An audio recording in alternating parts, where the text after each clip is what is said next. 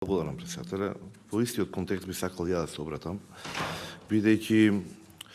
не го гледам ова како поединечно член, за засебен случај, имаме една рамка во која што треба да се дефинира работењето на една многу специфична институција која што е од исклучително значење за државата и токму поради тоа затоа имаме и посебен закон. Се разбира дека секогаш треба да биде подобро, да изнаоѓаме начини за развој и во тој контекст затоа ги поздравив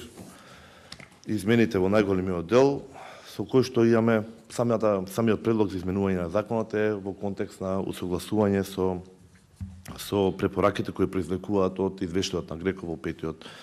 петиот круг на тема спречување на корупцијата. За жал, ова не е дел од препораките на Греко и немаме потреба да брзаме. Особено имајќи предвид доколку ги имаме и оние измени претходно што ги кажавме во однос на приправничкиот стаж. Не случајно оваа институција со толку децениска традиција ги дефинирала правилата на системот на кариера и правилата со кои што утврдиле дека 9 месеци се потребни за да имаме еден приправник да се стекне со потребните вештини. Од тој аспект, ако ги скратиме на 6 месеци, и практично воведеме и можност овдека да се иде со 3 места во вертикала,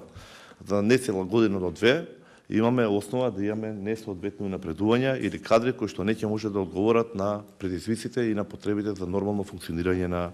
институцијата. Затоа, имајќи предвид уште еднашка, бидејќи не е ова во основата на препораките од Греко, заради која што ги носиме овие измени што се сега пред нас,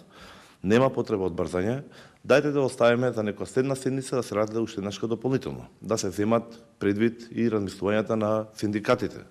да се земат предвид на размислувањата на повеќе експерти, бидејќи ја точно не сум експерт од филата, но укажувањата од неколку синдикати беа токму на ова поле, дека не е добро ниту да се прекине приправничкиот стаж од 9 на 6 месеци, ниту пак да имаме вакви драстични скокови во кариерата, особено за институција која што е подеднакво важна за сите нас во државата. Станува збор за безбедност, станува збор за тематика која што не можеме да си експериментираме.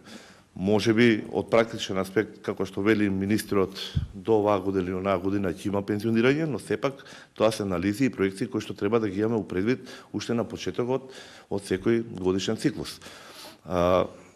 Дозволете уште еднаш ве замолам да размислите, да го поддржите амандманот, бидејќи со овој амандман може само да се преминираат